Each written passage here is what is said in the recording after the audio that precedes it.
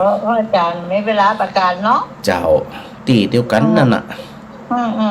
แล้วมันผูกพี่อยู่กับพี่กันอยู่ไก่คือดูยันเนาะกะเป็นอย่างว่าเรียกว่าความตันแม่แก้วอ่ะกะตันแม่แก้วแม่แก้วจะโทรว่ะแม่แก้ววันนี้ยำหันเดียวนี่แล้วสบายดีแหละเป็นวัดกายเป็นหยังไผ่พระจานน่ะจ้องเป็นแหละเป็นทุเจ้านี่กะมันนึกว่าเป็นน้ำเพ้อเป็นหยังนั่นเนาะเป็นทุเจ้าอย่างเดียวน่ะเป็นเจ้าอย่างเดียวมาเป็นจังวัดมาเป็นอย่างแรกเป็นอย่างสักอย่างเป็นเตือยังแข็งแรงอยู่ไหมเจ้าบุญรักษาเหมือนกันเนอะสาธุเจ้าสาธุเจ้ามีราคาศรัทธาหลายมีหลายคนเป็นห่วงเจ้าอย่าไปเลี้ยงศรัทธาอ่ะอาจารย์ก็เลยไปห่วงศรัทธาอย่างศรัทธาพระอาจารย์บอกศรัทธาห่อเข้ามาตัวอ่ะย่ำแหนมเดินนะอันก็หอเพื่อทุเจ้าตัวผมซ้ำแต่ฉันดีเจ้าไว้ศาสตร์เจ้าตอนปักคูเจ้าห่วงศรัทธาถึงหน้าห่วงแต่ศรัทธานี่นะเป็นเทพโหวันนี้ของแตกกะเปิดรายการเข้ามาบอกมีเวลาอยู่บัดแรงนี่บัดตกฮะอันนี้ก็2 วันนะบัดตกก็บัดตกมันห่อนดีแต่ห่อนเอา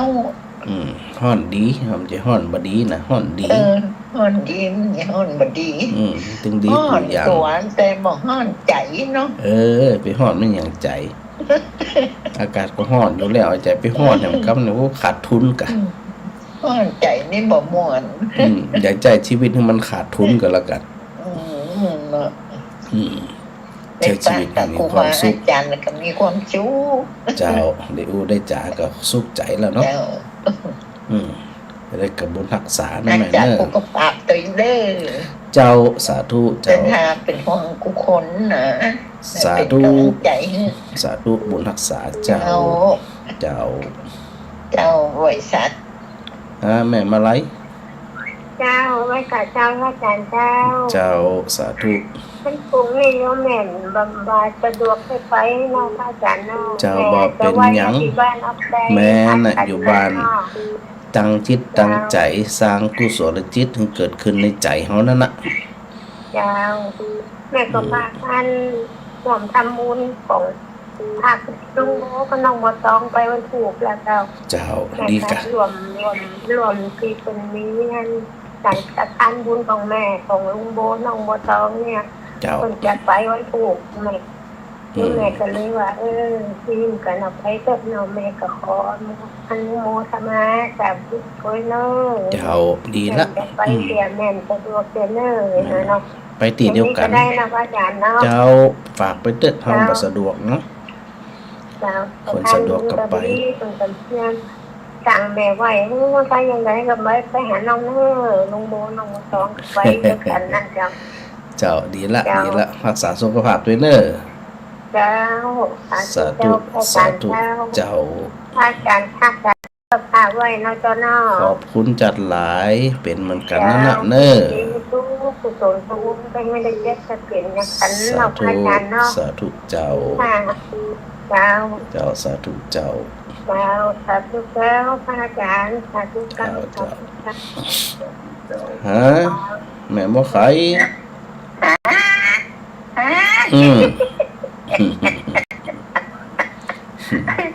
บอกให้แม่มาไล่ไปบ่สะดวกเอาคนสะดวกว่าบ่สะดวกกำเป็นหยังอยู่บ้านน้อมจิตน้อมใจเข้าหาแม่มาไล่ตึงไปทำใจบ้านโพธิสถิตก็แก้ตึงไปจังหวะเอาสะดวกหวานเนอะใครสะดวกก็ไปบางคนเปิดกับสะดวกกะได้เลยยังก็ได้หมดมันผูกจะกินน้ำพริกคักนึงเด้อเจ้าโอ้ยนี่จะไปห่วงยังแม่จงใจบนซาสูงมันผูกนี่กะนี่ไปห่วงเรื่องกินเรื่องครบของศรัทธาอย่างนี้มาห่วงแล้วเนี่ยมาเดี๋ยวนี้นะต้องห่วงแล้วเดี๋ยวเพื่อผมกินเมียงมาตื่นน้ำนะศรัทธาทำให้ แต่ละคนเปิดไป บ้านยังนะพอใจให้แม่เด้อ จ้า ดีละจะได้ป้ากันนะถูกนะ เจ้า เจ้าสาธุเจ้าสาธุเจ้าแม่น้อย เจ้า เจ้า แม่พักโอนอันไปให้พระอาจารย์เด้อที่หอมเปลี่ยนครับ เจ้าโอนมาตีไหนตีพระจานแหละ ที่พระอาจารย์สมศักดิ์ อ๋อโอเคจ่าสมจัดโอเค ตีเดียวกันนะดีละเจ้าดีละ เจ้าแม่หูว่าอันธนาคารไหนแม่ก็เลยหูจักติว่าธนาคารพระอาจารย์สมศักดิ์แม่ก็ให้ เจ้าดีละดีละ ร้านโอนมาครับเจ้าเจ้า ก็ไปถึงเหมือนกันนะแม่ เจ้า ไปตีเดียวกัน เจ้า เดี๋ยวรวมทำบุญด้วยกันเนอะ เจ้า เจ้าสาธุสาธุเจ้า เจ้า แม่ยายพร เช้ามันจะการเช้าพ่อครู สาธุเจ้าฝนตกก็สั่งกำแพง ก็มีฝนมันมืดพระเจ้าออกว่าไปกัน มาตั้งลำปางไปกัน พระเจ้าจำปังไปจำสิงหายไปละ ดอก ไม่ได้ยินว่าจำบ้านแต่น่าน้ำจะน้องอยาก มันขึ้นอยู่กับมรสุมไปทางใดนะกะ มันมือแจ้มือแล้วลมปัดไปแล้วก็มีละ เจ้า เดี๋ยวจะกันนะ ก็เป็นอย่างเดี๋ยวมาถึงโต๊ะ อันก็คุยสบายดีได้เนาะ สบายดีแม่สบายดียังแข็งแรงสมบูรณ์ดีอยู่ ที่ก็ฟังเนี่ยด่าไปเห็นว่าไปเห็นเนี่ย อ๋อสาธุโดยอาจารย์พระครูอันวิสุวัตเปิ่นเชื่อมสัญญาณตลอดเจ้าขอบคุณ เดี๋ยวเนี่ยจะเรื่องจะเกิดเรื่องอะไรจะว่าอันมาเทศเนี่ย ที่ไหน เสียงเนี่ยมาหูเด้อไปยักไปอยู่เรียกหรอได้โหไม่ได้ตัวว่าเรื่องคือแล้ว เดี๋ยวหายเจ็บ คนนี้ละปรับไปตำนั่นอยู่ดีไม่สุ่งเนอไม่ยายพรเนอ เอามาจะการเจ้า สาธุเจ้าสาธุเจ้าก็วันพรุ่งนี้ที่มจรวิทยาลัยสงฆ์นครลำปางนะมีกิจกรรมอันหล่อเทียนเข้าพรรษาแล้วก็มีถวายพระอาบน้ำฝนถึงกับพระนิสิตถึงกับพระอาจารย์พระนิสิตเนาะที่วิทยาลัยนครลำปางพรุ่งนี้เขาก็เริ่มตั้งแต่8 โมงนะสถานะ8 โมง 8 โมงถึง 9 โมงโดยประมาณนะเขาก็ถือโอกาสได้ปากันทำบุญซึ่งศรัทธาหลายคนหลายท่านเนาะก็ได้แจ้งความประสงค์แจ้งจิตนานะกับครูบาอาจารย์หลายรูปหลายท่านก็คือในส่วนของครูบาอาจารย์ที่ได้จัดรายการเนี่ยนะส่วนมากก็เป็นผู้ที่ได้ร่วมกันระดมทุนเพื่อพัฒนาศักยภาพพระนิสิตพัฒนาทุนการศึกษาพัฒนานิสิตวิทยาลัยนครลำปางนี่นะหลายคนหลายท่านก็ได้ร่วมทำบุญตรงไปกับวิทยาลัยตามเบอร์บัญชีซึ่งขณะนี้อยู่หน้าจอประจานละด้านฉากหลังนี่นะสถาก็สามารถสแกนได้สำหรับสถาที่สะดวกนะหลายคนเปิดได้ร่วมทำบุญผ่านดีเจก็ตามผ่านครูบาอาจารย์รูปและรูปหนึ่งก็ตามซึ่งแต่ละรูปแต่ละท่านเพื่อจะได้รวบรวมเพื่อที่จะอันสมทบทุนในการพัฒนานิสิตของวิทยาลัยนครลำปางแต่โดยทั่วไปนะสถานะแม่อำรัน นมัสการ เจ้า พระคุณอันนี้ท่านนั้นเนี่ยก็เจ้าคุณ ฮะจะคุณอะไรอีก ก็เนี่ยจะได้จะเป็นแม่ห้องอ่ะเจ้าว่าโอ้เป็นเจ้าคุณซ้ำอู้เก่งเจ้าตัวนี้ว่าโอ้แล้วก็มันพูกนี่เจ้าถ้าหลังจากท่านเจ้าไปแม่ได้ก็ได้น้องถ้าสมมติว่านี้ แสดงว่าผู้กันได้ไปกะ แม่น่ะแล้วก็อย่าบางทีอย่าหาโอกาสอยู่อย่าไปงานทำบุญหลานแล้วก็อย่าทำบุญบ้านใหม่หลานแล้วก็อย่าบางทีแกได้ลวดไปไงเจ้าว่ามาได้เลยมาได้เลยมาตันเพนกันละกันนะบัตรหลังเพนกันแล้วก่อนเจ้าหลังเพนกับพระอาจารย์อยู่ดิปะกันอยู่ดิเจ้าพระอาจารย์ก็อยู่นั่นน่ะนมัสการเจ้าได้เลยจะได้กับขอเพื่อได้ปะเนอเจ้าพระอาจารย์อยู่ฮันวันค่ำของผมนี่นะเจ้าแต่กิจกรรมมันมีตอนเจ้าเนาะเจ้าแม่ปลาเจ้าฟังอ่ะโอ้ยบ่อนให้มนค่ะเจ้าว่าคำนี้มานอนบ้านเจ้าเป้จะได้ยินพระอาจารย์กะแล้วเปิดมีวิทยุกะมีก้ามันบัดได้ยินพระอาจารย์มันเป็นอันอย่างนี้มันเป็นโชซานั่นแล้วก็คืนมันเป็นจะอะไรบอกเจ้าว่าเจ้าดินดูเลยเนี่ยเขาซ้อนไปซื้อมาใหม่แถม350จะกลับมาหาเจ้าเจ้าอ่ะมาเซ่มันนอนบ้านเราเนี่ยก็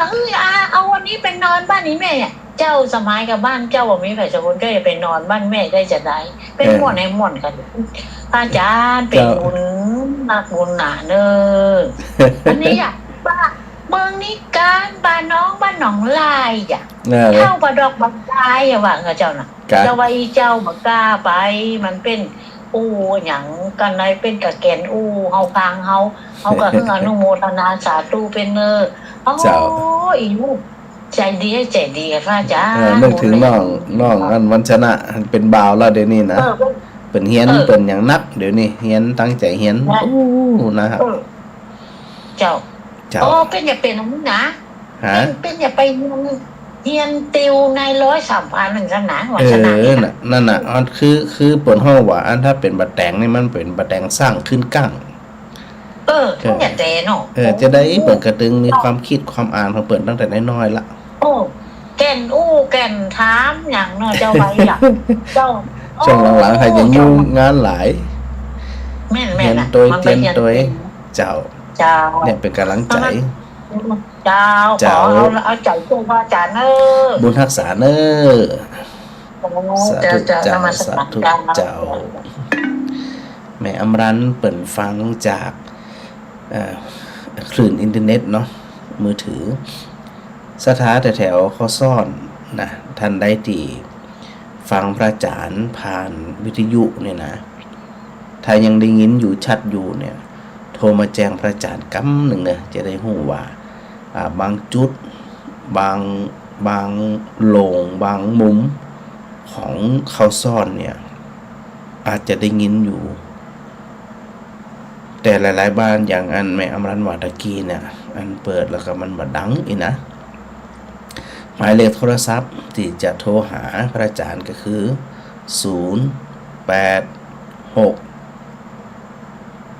0863492260นะ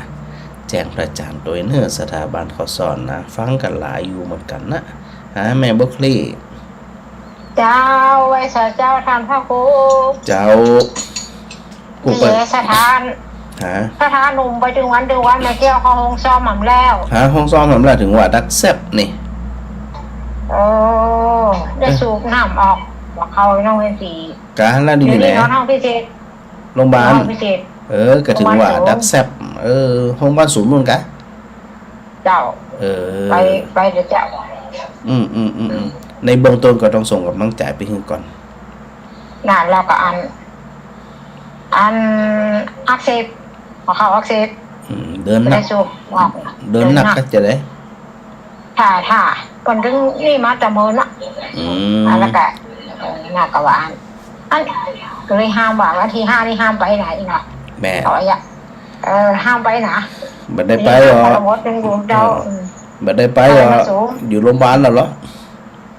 ร้านเนี่ยลูกไปอยู่แต่ว่ายังอ้กันอยู่หนาแล้วแต่เจ้าเพียงนั่งไปสีลงเพศอันนี้ยังไม่แย่แก้วนอนดังเลยบอกอีกนะเพียงชักเพียง เจ้าเป็นกำลังใจส่งพลังบุญไปให้เปิ้น นั่นก็ไหวอ่ะบุญคนนักอีเนาะ แม่น โอ้ดีก็ได้ไปช่วยแปลงช่วยแปลงเอาไปไม่เคยทำ2 วันเนาะ ดอกนั่นน่ะอันสถานเนี่ยผู้เฒ่าผู้แก่เวลาจ่วยการวัดการบ้านนี่นะจะไปขำเขตัวเก่าเก้าอี้นั่งกันนั่งกล่อมนั่งกันนั่งจะไปนั่งพัดเบิกพัดเผลอตะปื้นเพราะว่ามันเหมือนได้ ไม่แค่ไม่ย้ายแก้วเป็นสนั่งศาสตร์นะไปเลย มันไปไหวอย่างไง ไหวอย่างเขาอันยังหวานะไข่คอมันบ้าเฮ้อแล้วอ่ะ แม่น มันจะไปนั่งพัดเบิกพัดว่าจะได้อย่าง ทำไมเราเรียกว่าเจ้าการเก็บข้าวใส่นะถึงวันนี้ดีเนี่ยอันกะอีไหนว่าอันกะอีเนาะไปทำบุญของเรากี่ปีแล้วเจ้าปี62ว่าอีเนาะ เจ้า ปุ่งปล่อยวางอย่างเงี้ยสมัยนี้เป็นโทรเอาโอนเอาอีเนาะก่อน แม่นเอาสะดวกกว่าเดี๋ยวนี้นะ เอาสะดวกว่าให้มา เนี่ยก็อันผู้เฒ่าผู้แก่ก็เหมือนนั่นเปิ้นเฮาว่าเป็นญาติธรรมเนาะเป็นนั่นญาติผู้ใหญ่ก็ต้องเป็นห่วงเป็นใยกันเอียกะ แล้วก็แม่ถนอมทำร้ายนะ แม่ถ้าเราเป็นอย่างไง แม่ถนอมมันบอกแล้วไปหับยาเตียนโครงการพ่อหมอพร้อมเปิดกระว่าเขาไปตรวจดูหายใจแม่บอกให้แม่ถนอมไปเห็นเลยเดี๋ยวก่อนไม่มีเวลายังไม่ว่างเพราะนั้นไปวางคันได้นอนเลยโรงพยาบาลก่อขานี่อยู่โรงพยาบาลเวียงนี่อยู่โรงพยาบาลสูงจะส่งเข้าโรงพยาบาลสูงจะได้ใส่บอลลูนหายใจอ่ะเป็นแกเป็นจ้ามี40เจ้าเป็นกำลังใจเป็นกำลังใจกูคนเนอะจีเอนี่นะโอ้ไอ้เหี้ยคนเท่าอย่าไปแม่ว่าคิดว่าเอาแปเร็วแล้วเนี่ยจะได้เหี้ยไม่ใช่จะได้พรุ่งนี้ได้ไป8 คนรถตู้ไปส่งวันถูกนี่นะผูกที่ปักกันเนอะเจ้าแล้วก็แกงข้าวขี้กวางย้ำมารัวบอกเหี้ยดูเตรียมถ้วยไปพร้อมโอ้แล้วว่ามันจะร้อนจะมีถ้วยนะนั่นน่ะตึ้มจิมีเต้นนะถ้วยบุญจิมีนะสถานอันเอาไปตัวเอาปีกตัวไหนไปลืมนะมันหนึ่งถ้วยพลาสติกบ้าปีกถ้วยพลาสติกถ้วยอย่างนี้บ้าปีกเป็นเมลามีนนะกะตอนนี้ช่องเรียกว่าการช่องใบไม่ละลายจะอะไรช่องเฉพาะช่องเจ้าไหมช่องใบกับนิสิตกับเฮียนปกติอันนี้จวนเพ้นอยู่ยาสันเพ้นแล้วก็เรียบร้อยแล้วแหละฉันเพ้นแล้วเจ้าแต่พระจ๋าก็อยู่หันวันคำอ่ะก็เรียกว่ายังกูฝีล้วนรอนั่นรออันไกลจวนกันไปย้ำเจ้าอันไหนเจ้าของกับตอนบ่ายก็ได้ก็อย่างหน้าบุญตอนบ่ายกับมีไผ่หรอกนั่นแหละแต่ว่ามาอูมาจ่ากับพระจ๋าได้เจ้าน่าว่าอีน่ะถามว่ากูออกแก่ในวันนี้นะเตรียมแล้วก็พ่อก็ป่าดีละจะได้ผูกปากกันนะแม่เนาะเจ้าสาธุเจ้าส่งกำลังใจนะแม่แก้วตัวแม่อันถนอมตัวหลายๆคนนะสถานนะจะไปคิดว่าตัวเองยังอายุน้อยนะไปหนังพัดเวอร์พัดว่าเนี่ยไม่ได้อย่างไปแปลงสวยแปลงอย่างเนี่ยไม่ได้อย่างสถาหนังเก้าอี้ได้กันหนังหรือบางทีมันหนังมันเมินเนี่ยนะมันมาไหวยั่งผ่องกระเติกผ่องยั่งผ่องนี่นะจะไปขำเขร่างกายของตัวเองเกินไปเพราะเข้าใจมันมาเมินนะเข้าใจมันกี่ปีแล้วใจไม่ติ๊กๆถนอมสุขภาพร่างกายนะคือมันยืนยาวไปแหมถ้าเขาไปข่มมันล่ำมันก็ไปต่อบ่ได้จะได้มันก็เสื่อมอยู่แล้วแต่ว่าคือมันเสื่อมจ้าลงสักหน่อยหนึ่งก็ยังดีหรอนะโดยสภาพร่างกายของคนมันตึงถูกบีบติ๊กถูกชราความแก่ก็บีบขั้นถูกความเจ็บไข้ได้ป่วยบีบขั้นเดี๋ยวบ่โรคนึงก็โรคมันนึงมาติ๊กพระอาจารย์เคยนำเรื่องเนี่ยมาอุกับสถาแล้วเราว่าตราบใดที่เขายังมีรูปร่างกายมีเนื้อมีหนังดินน้ำไฟลมนี่นะโรคภัยไข้เจ็บมันอยู่กับเขาตลอดขึ้นอยู่กับว่ามันจะส่งผลเมื่อใดนะขึ้นอยู่กับว่ามันจะแผลงฤทธิ์เมื่อใด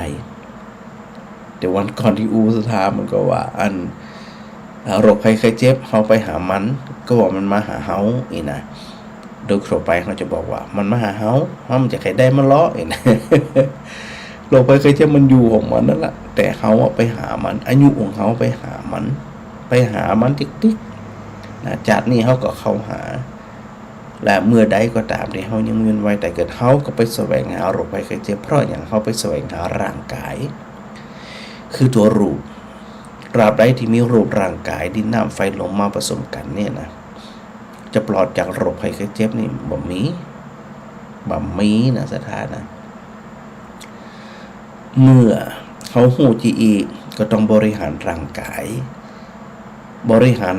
ให้ดีๆอาหารก็เลือกกินอาหารที่มันย่อยง่ายเลือกอาหารที่มันเป็นประโยชน์พ้องนะหลายคนหลายท่านที่เป็นอันยุยืนเพิ่นจะกินของปุ้งของแป้งอย่างหรอก็กินตามภาษาเจ้าบ้านเนี่ยแต่อายุเป็นยืนแข็งแรงนะดังนั้นเนี่ยก็ควรใส่ใจในเมื่อเขามีรูปร่างกายแล้ว ตัวหมู่เขาเองก็จะต้องรักษาถนอมมันตัวเต่าที่เขาจะทำได้แต่จะบ่ฮื้อมันแก่จะบ่ฮื้อมันป่วยมันจะได้เพราะมันถูกบีบทุกขณะเลยแต่อันเนี้ยเป็นการทำความเข้าใจว่าโดยธรรมชาติของความจริงที่มันปรากฏขึ้นเนี่ยเขาเข้าใจละแต่ก่อนถ้าเป็นละเด็กละอ่อนเขาล่นม่วนจะตายมันก็ล่นกว่าจะอิดได้เผื่อมันอิดมันยิ่งเล่นยิ่งม่วนยิ่งล่นยิ่งม่วนมีเดี๋ยวนี้ไม่ได้อย่างเดียวว่าแต่ล่นเลยก็เดินกันอย่างลำบากบางคนเนี่ยโอ้ยสมัยอย่างคนนี่อวดเก่งอวดกลางครูคนนั่นครูคนนี่ พอความฉลาดความเจ็บปวดเข้ามาเยือนนั่งเดินบดายนี่เดินแบบเสาะแสะสืบเท้าไปตัวสัจธรรมเหล่านี้นะสถานะถ้าเขาเข้าใจในเบื้องต้นนะเขาก็บริหารมันในเบื้องต้นชะลอมันได้พ่องพอชะลอมันได้พ่องในแบบนี้แล้วสถาก็ต้องไปเข้าใจความจริงแหมว่ามันก่อต่ออานะสุดท้ายมันก็ทิ้งตึงตัวเปิ่นก็ทิ้งเฮาก็ทิ้งตัวสัจธรรมที่นี่เนี่ยนอกจากเขาเข้าใจแล้วเวลาโรคภัยไข้เจ็บเข้ามาเบียดเบียนนี่นะร่างกายมันเป็นทุกข์ทรมานอยู่แล้วแม้แต่พระอรหันต์สถาคือพอกะพระอรหันต์เนี่ยเปิ่นบ่มีกิเลสอย่างสักอย่างติดอยู่ในใจเปิ่นแต่ความแก่ความเจ็บไข้ได้ป่วยความตายก็บ่ใจละเว้นเพราะนั่นมันเป็นกฎของความเป็นจริงแต่อยากจะให้เฮาทั้งหลายเนี่ยได้ปรับความเข้าใจประดุจดังพระอรหันต์แม่เฮาบ่ใจเป็นพระอริยบุคคลเขาก็พยายามไปทำความเข้าใจตามที่เพิ่นเข้าใจว่ามันก็เท่านั้น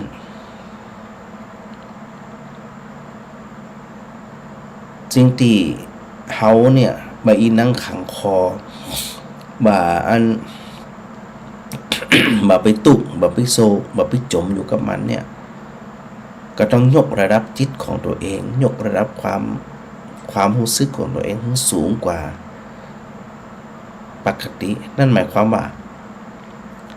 เขาไปหันว่าความเจ็บความป่วยมันเป็นของขู่ร่างกายแต่เมื่อมันเจ็บมันป่วยแล้วเขาจะบรรเทามันได้จะได้พ้องที่สำคัญก็คือจิตใจอย่าท้อแท้อย่าเหนื่อยหน่ายอย่าเบื่อหน่ายอย่าไปจมอยู่กับความทุกข์นั่นทุกข์กายย่ำป้อให้จะไปทุกข์ใจแหมจะได้หรอ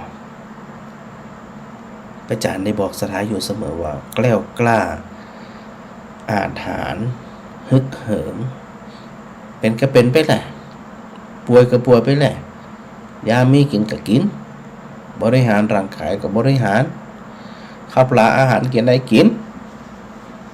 ก็กินได้กิน ถึงเขารับสนใจทิ้ง ทิ้งความวิตกกังวล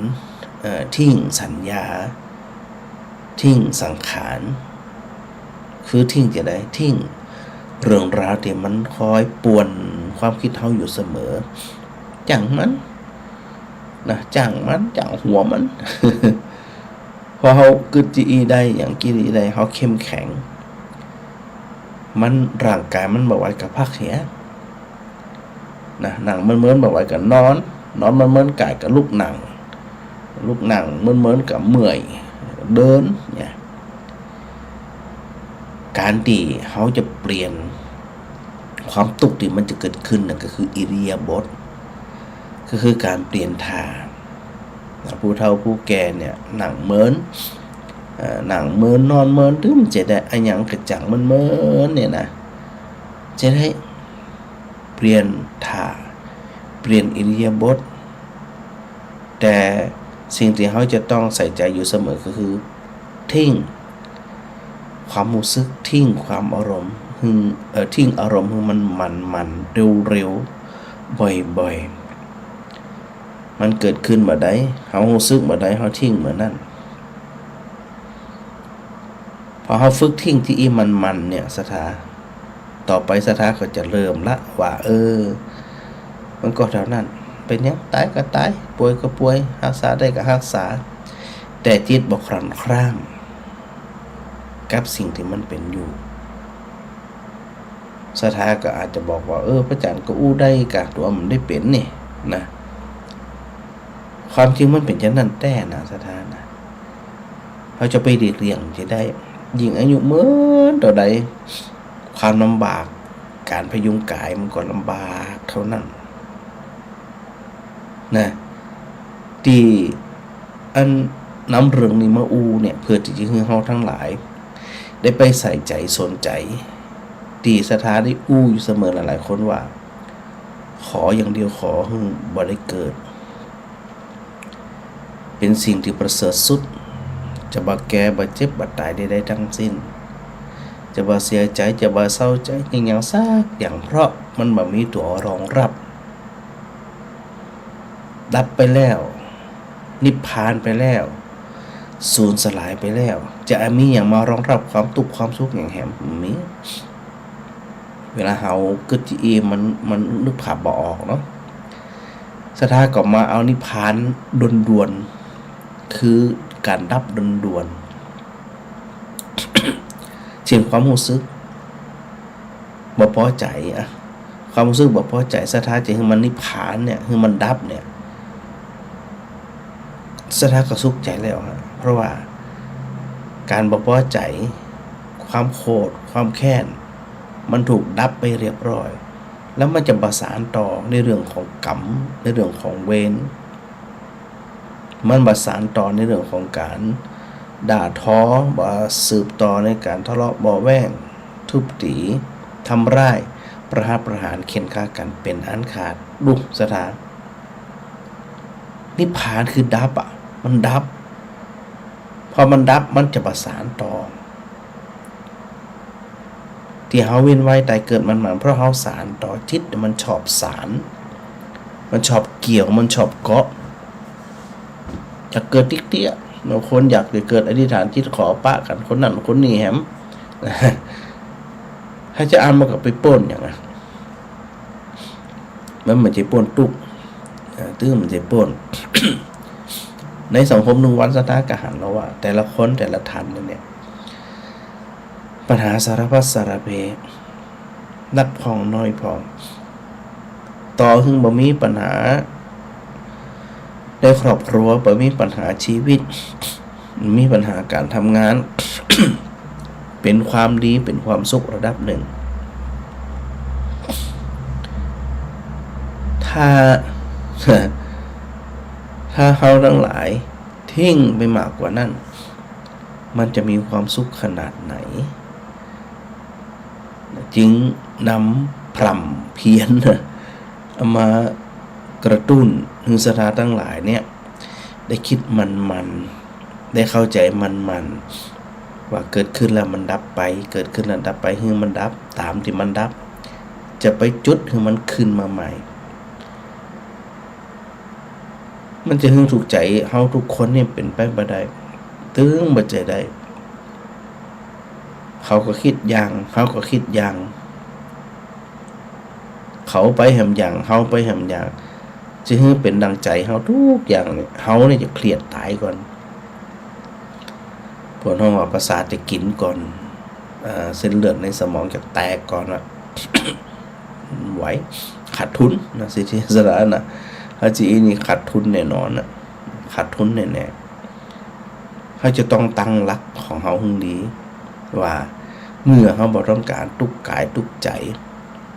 เขาก็จะต้องสร้างเหตุด้วยวิธีการ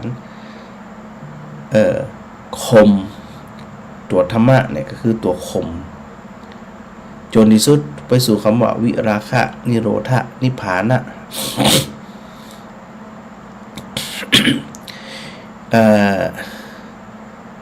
ตัววิราคะก็คือสำรอกก็สำรอกนิโรธะก็คือการดับนิพพานะก็คือดับสนิทมันดับแบบบ่มีอะไรอย่างเหลือแหมต่อไปที่พระอาจารย์ได้ยกตัวอย่างว่า ความสุขที่มันเกิดขึ้นมันจะเกิดขึ้นได้จะสุขได้ก็เต่อเมื่อมันบ่มีอะไรอย่างมากวนที่เคยเปรียบเทียบเหมือนน้ำนะน้ำที่เขาดื่มแล้วเป็นประโยชน์ก็คือน้ำเปล่ากินได้ตลอดเป็นประโยชน์ตลอดน้ำหวานน้ำส้มน้ำอะไรอย่างกระจ่างแต่เขากินได้ก็กินได้แต่กินเป็นประจำได้ก็จะได้นั่นหมายความว่าในชีวิตของคนเฮาเนี่ยมันมีสารพัดสีสารพัดน้ำสารพัดกลิ่นสารพัดรสมันก็แทรกเข้ามาเขาจะกินมากินอยู่ที่เฮามันจำเป็นอย่างเนี่ยเขาก็อยู่ที่เฮานี่แหละอาจจะกินก็กินมันจะต้องมีความเข้าใจมีสติปัญญามีสติสัมปชัญญะเข้าไปประกอบว่ามันควรบ่ควรตัวอันน้ำเปล่าน้ำอย่างเนี้ยมันจะมีสีมันจะมีกลิ่นตัวจิตเช่นเดียวกันจิตที่บ่มีสีบ่มีกลิ่นจิตที่เป็นประภัสสรมันจะบ่เศร้ามันจะบ่โศกมันจะบ่จังมันจะบ่หลงก็บ่หลงโคตรก็บ่โคตรเกลียดก็บ่เกลียดจังก็บ่จังเขาก็ค่อยฝึกไปตอนนี้เขามีกำลังนี่ละเนี่ยเขาฝึกไปพอฝึกมันทำความคุ้นเคยในการทิ้งมันเนี่ยมันจะก่อให้เกิดความเคยชินเป็นอาจินกรรมแม้ว่าจากนี้เขาบ่สามารถสลัดทิ้งอารมณ์ทั้งหลายทั้งปวงใดเนี่ยแต่นั่นก็เป็นเหตุเป็นปัจจัยส่งต่อข้ามภพข้ามชาติต่อไปเขาก็จะเป็นคนที่เข้าใจสภาพธรรมหนักขึ้นเขาก็จะเป็นคนที่เข้าใจในเรื่องของตัวสารต่อที่เรียกว่าตัวสันตติได้มากขึ้นบ่ต้องไปมีอะไรอย่างมาปลอมปนในจิตของเขาคนที่ส่วนมากที่ได้อู้กันเนี่ยและอธิษฐานจิตเวลาทำบุญอย่างต่างๆเนี่ย ปรารถนาอย่างเดียวก็คืออย่าได้เกิดแหมหลายคนเนี่ยเปิดห้องว่าเห็นทุกข์จึงเห็นธรรมถ้าทุกข์บ่เข้ามากำกายในชีวิตจะบ่คนขวายในเรื่องการศึกษาธรรมในเรื่องของการฟังธรรมจะบ่ฮู้ที่มาที่ไปบ่ฮู้วิธีแก้บ่ฮู้วิธีรักษาจิตของตัวเก่าที่ฮู้ที่เคยบอกสถานเหมือนคนนั้นตาบอดเนาะบ่ฮู้ต่างบ่ฮู้ตี บ่ฮู้วิธีปฏิบัติมันก็ล้มลุกคลุกคลานมันก็อันจำเจซ้ำซากอยู่อันเดิมๆเวลาศรัทธาก่อนนอนเนี่ยนะก่อนนอนศรัทธาลองไปสังเกตจิตของตัวเก่า ไปสังเกตจิตตัวเก่าไปสำรวจใจตัวเก่าว่าขณะเนี่ยสภาพจิตของเขายังคิดเรื่องใดเรื่องหนึ่งอยู่หรือไม่ไปดูว่ามันคิดอะไรอย่างพอไปดูบางทีเนี่ยมันบ่คิดสักอย่างมันเงียบสงัดมันว่างบางทีในเสี้ยววินาทีนั่นเนี่ยเขาอาจจะไปเฉียดความสุขอันเกิดจากวิเวกนั้นได้ทันทีทันใด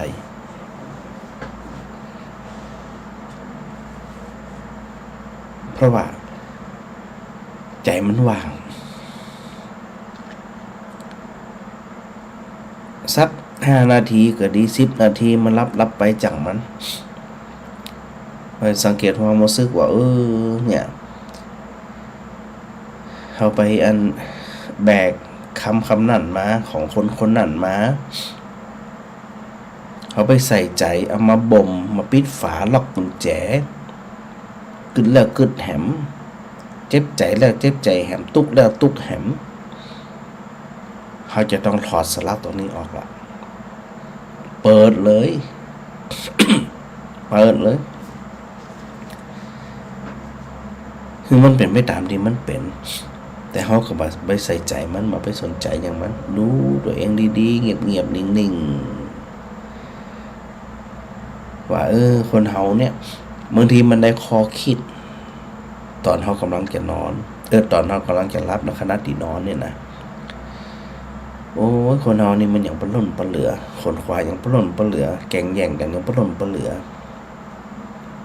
จังกันอย่างปล้นปลเหลือเอานอนตื่นนอนตื่นนอนตื่นตื่นตื่นนอนนอนตื่นนอนนอนมากี่ปีกี่คืนมันสุดท้ายของเขาได้หมู เอาละเขาจะทิ้งละนะทิ้งเพราะอย่างทิ้งเพราะเข้าใจว่าคืนมาทิ้ง ตัวเขาก็จะนัก ตัวเขาก็จะลำบากนักหน่วงลำบาก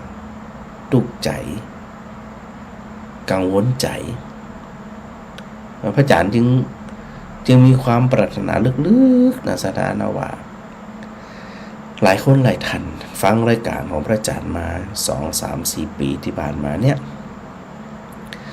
หลายคนหลายท่านได้ตัวสัจธรรมณขณะฟังมาเดี๋ยวนี้ก็เช่นเดียวกัน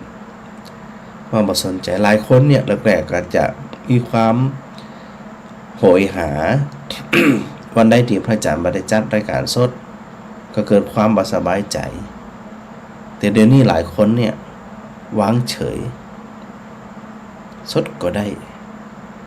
เทพก็ได้มันเป็นยังมันมีความรู้สึกแปลกแตกต่างกันไประหว่างรายการสดกับเทพของปีผ่านๆมา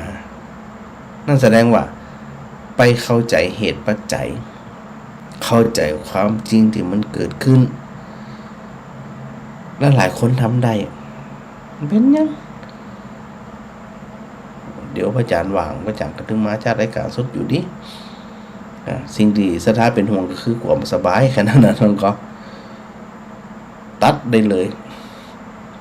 ตัดความกังวล ตัดความห่วงใยทิ้งชีวิตเขาก็จะได้ปลอดโปร่งดูแลกันไปบ่สบายก็ดูแลกันไปมีโอกาสไปเยี่ยมไปเยือนไปให้กำลังใจไปขาดเหลืออย่างพอที่จะดูแลกันได้ดูแลคำว่านิ่งเฉยนี่มันได้หมายถึงว่าเฉย ไม่ใช่คำว่าเฉยคือเฉยในความรู้สึกบ่ตื่นเต้นบ่หลดผลบ่ห่อเหี่ยวบ่เศร้าส้อย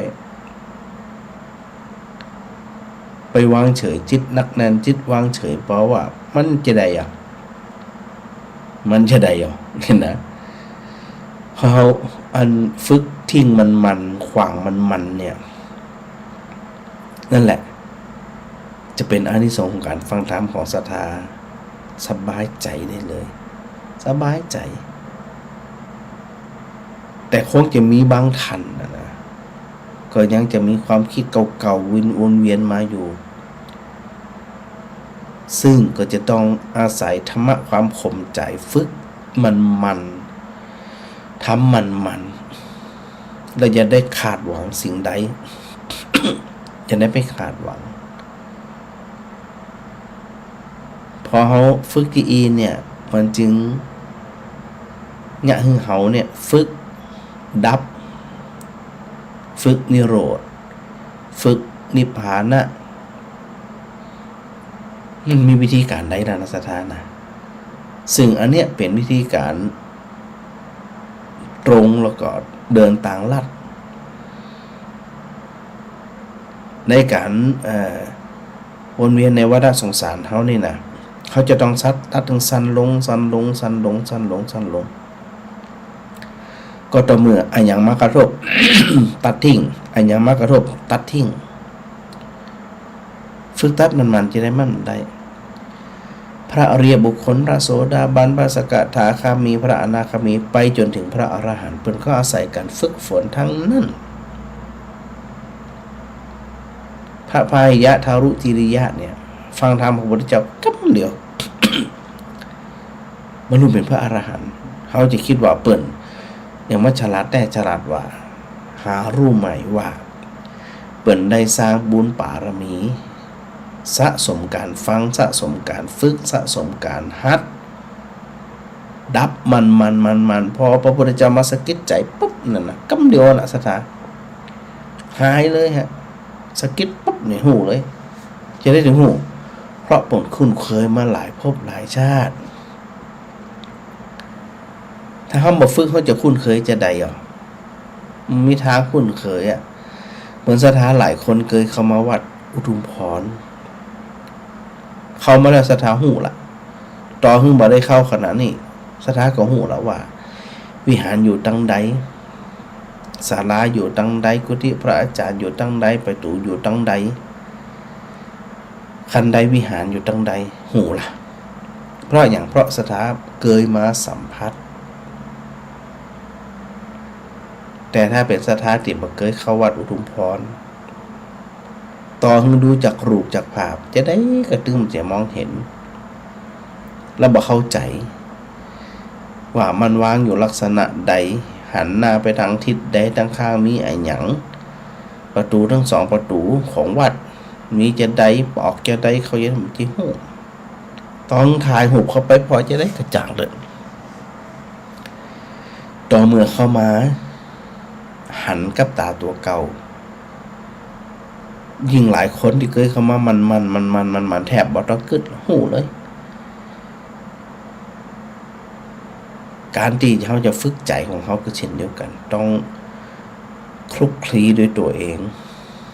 ต้องปฏิบัติโดยตัวเองฝึกหัดด้วยตัวเก่าเท่านั้นเนาะสถานเนาะมันถึงจะเนี่ยเขาเกิดความเคยชินเกิดการคุ้นชินจะบ่หยังกับไผบางทีการนิ่งเนี่ยปุถุชนทั้งหลายเขาเรียกว่าคนเป็นคนบ่ฉลาดเป็นคนโง่เขลามันก็ มันลวกนะกะเปิ้นได้ช็อตดักแซบดักปิ้งน่ะเปิ้นนินทากันน่ะดักแซบดักปิ้งน่ะใจการนิ่งการบ่โต้ตอบบ่ได้หมายถึงว่าบ่ฮู้แต่มีความนักแน่นพอบางคนนี่ด่ากันว่ากันด้วยความมาเป็นจริงสักระยะหนึ่งก็หายละก็บ่ต้องทะเลาะเบาะแว้งกันละนะนักปราชญ์บัณฑิตคนที่มีภูมิธรรมเนี่ยเปิ้นจะบ่ลุดออกจากปากง่ายๆ บ่โต้ตอบง่ายๆเพราะบางทีคนบางคนโต้ตอบไปแล้วมันก็มีประโยชน์ที่ได้บอกมันก่อนมันเหมือนกับสร้างศัตรูสำหรับ การไปโต้ตอบการไปด่าเถียงคนโง่เขลาเนี่ยคนพาลเนี่ยมันจะมีประโยชน์เขาไม่ได้หมายถึงว่าเขาฉลาดกว่าเขาแต่เขามีความนักแน่นกว่าเขามีความนักแน่นวันเดือนปีวันเวลามันผ่านไปมันคาอย่างมันคาเหตุการณ์ต่างๆคาความรู้สึกคาความจำของคนได้เลยวันเวลาผ่านไป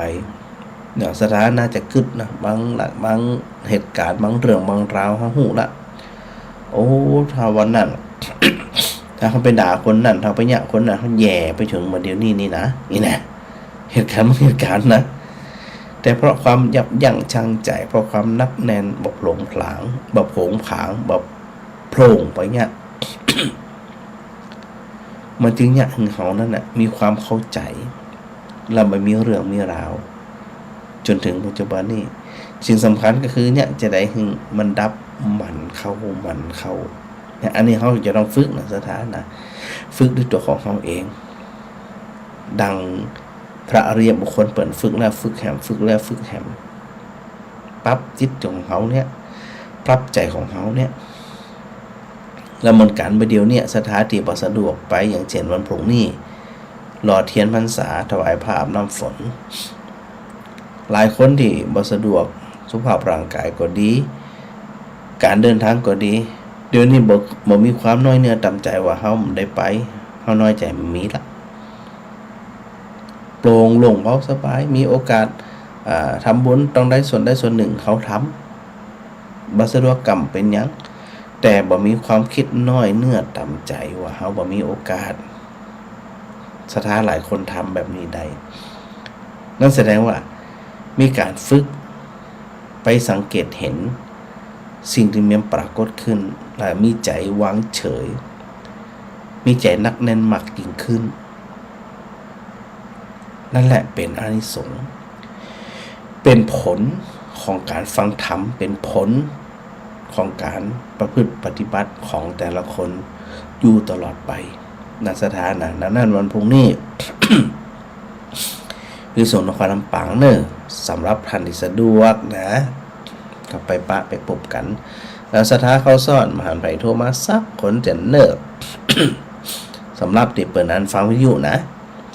ฟังวิทยุ106.5 เมกะเฮิรตซ์ว่าได้ฟังแล้วเนี่ยได้มีความชัดเจนหรือไม่เนาะที่สถาอันฟังอยู่นี่นะอันนี้ก็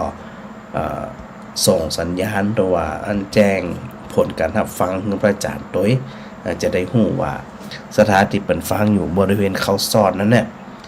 อันได้ยินชัดเจน หรือว่าสู่สาอยู่ไปจนกระทั่งปุ่นอันไม่หาวมันจะไม่หาวอย่างก็อันไม่หวก อยู่ใกล้ๆกันนั่นที่ไม่หวกไม่หาวกระทั่งชัดปุ่นเนาะ แจ้งผลการรับฟังมาตัวนะสถานนะจะได้หูเนาะเราก็จะได้อันบอกผลว่าได้ยินอยู่นะดังอยู่นะอีเนี่ยเนาะแม่บัวตองแม่บัวตองอินสุวรรณนมัสการพระอาจารย์ฟังอยู่ชัดเจนดีนะแม่บัวตองเปิดฟังจากอินเทอร์เน็ตเนาะแม่เรนูชัยโวน้อมกราบนมัสการสาธุโยมต้อยชนิดานิตยบิมลนมัสการพระอาจารย์ฟังจากกรุงเทพแม่กาบแก้วสีอินแก้วนะพวกนี้น่าจะได้ปากกันเนาะแม่เนาะพวกนี้นะแม่ตา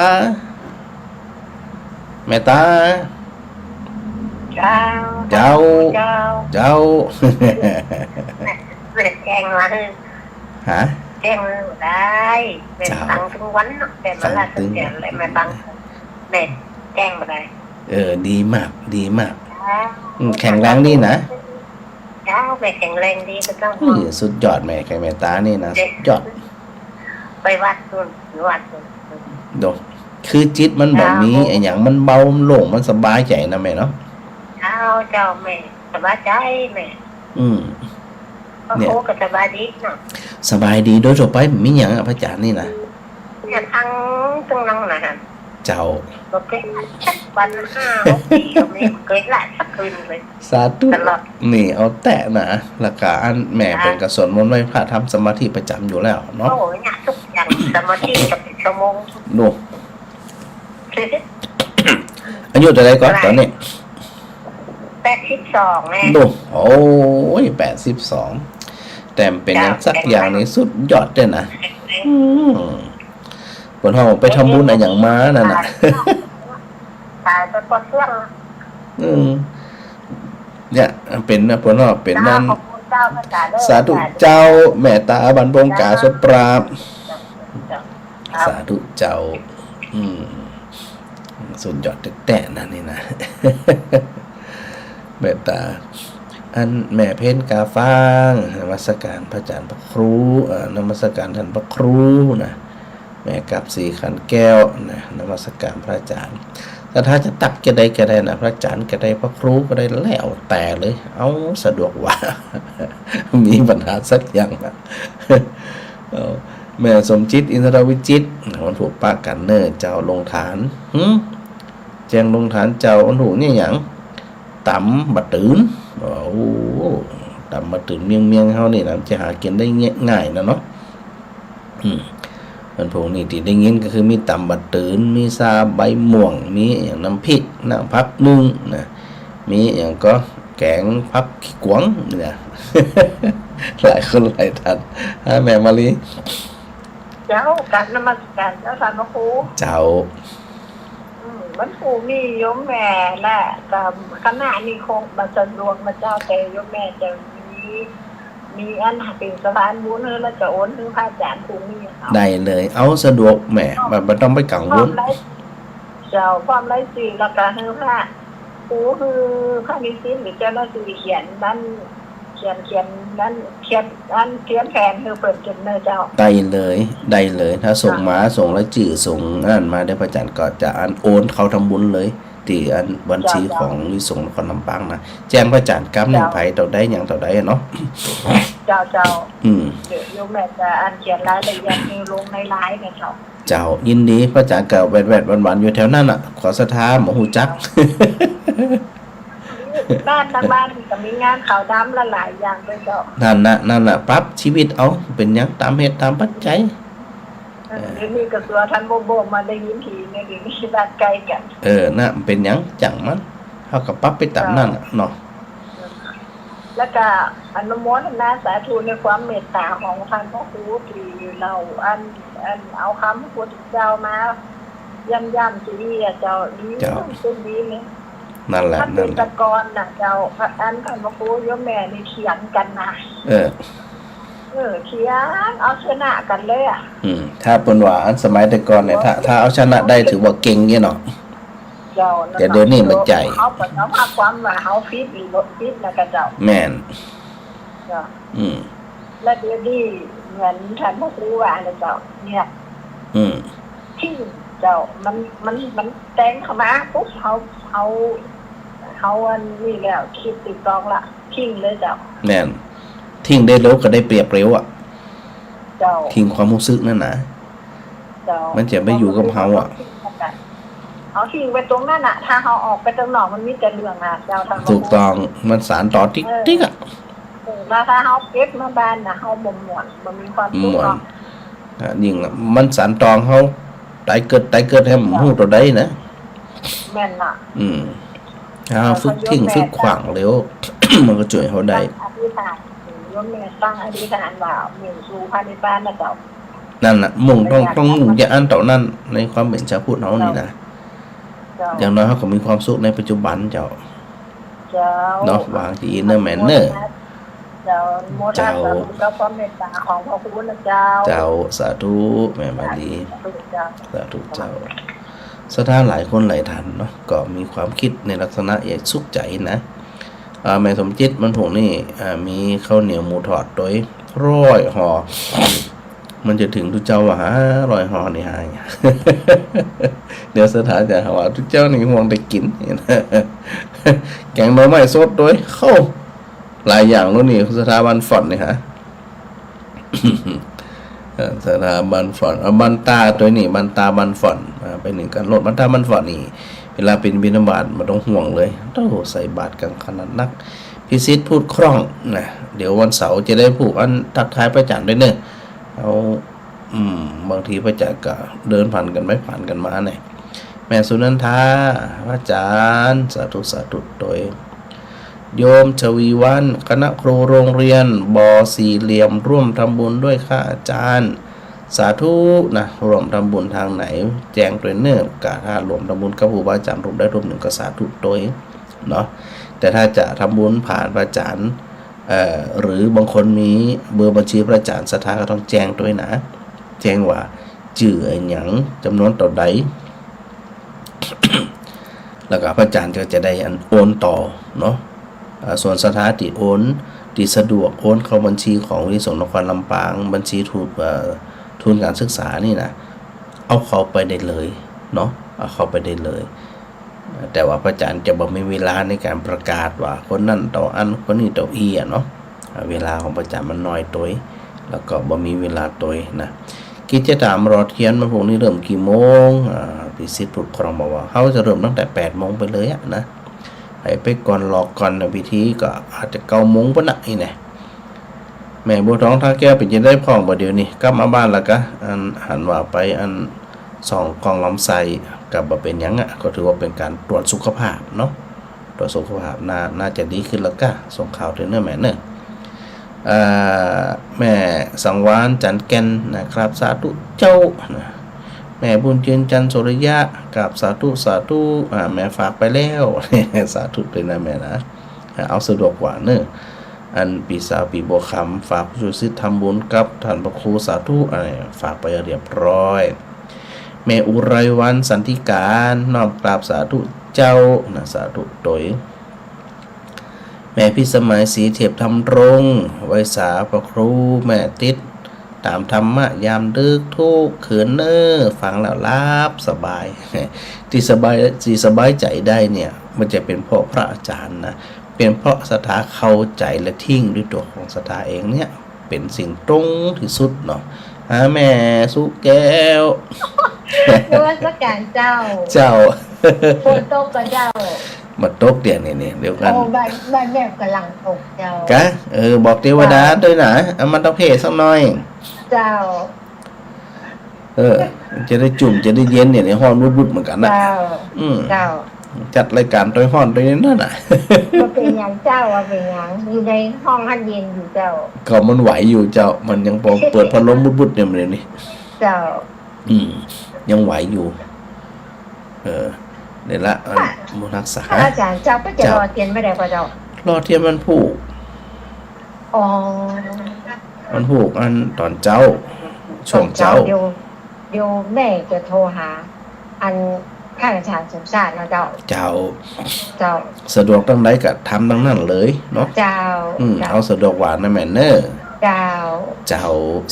สาธุเจ้าไปลืมมาแอร์จังใหม่หรือจะละปูนเจ้าเดี๋ยวว่าจะได้จะหาโอกาสเนาะเจ้าสาธุเจ้าน มัสการเจ้าเนี่ยสถาก็เข้าใจพระอาจารย์ด้วยนะ